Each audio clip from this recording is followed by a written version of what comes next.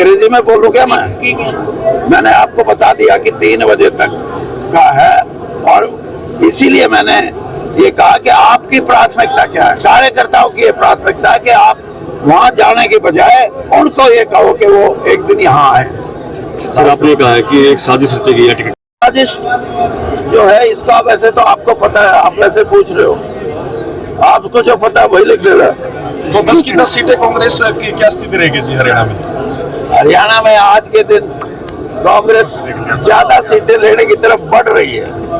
अब आप ये पूछोगे कितनी होगी, ये नहीं मैं बताऊंगा। आप ज्योतिषी कहते हैं अपने आपको, राजनीति का आप ही बता दीजिए। बता दिया मैंने, बढ़ रही है।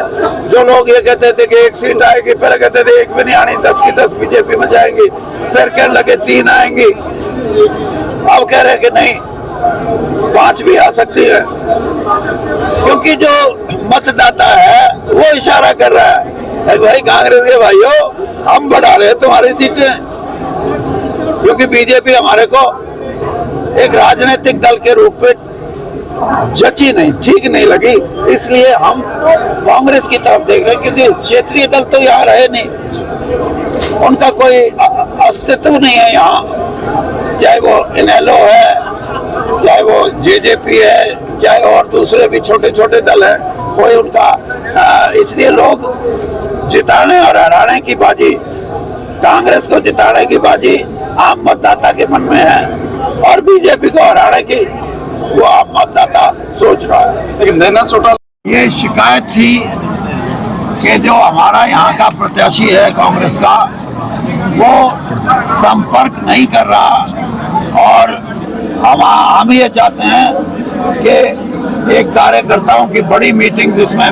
4-5 हजार कार्यकर्ता उचाड़ा हल्के से हों, और कहीं ना कहीं किसी ना किसी रूप में वो मेरे साथ जुड़े हुए हैं, तो वो ये चाहते हैं कि जो प्रत्याशी हैं हिसार से, वो उनके बीच में बैठे, उनसे बात करें, वोट मांगने के लिए और मदद करने के लिए ये काम करें।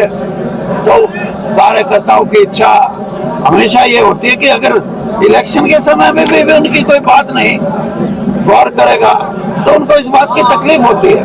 तो मैंने ये कहा है कि मैं इसीलिए आज कार्यकर्ताओं को बुलाया था, और मैंने ये कहा था कि 3 बजे तक का आज नॉमिनेशन पेपर का आखिरी दिन है।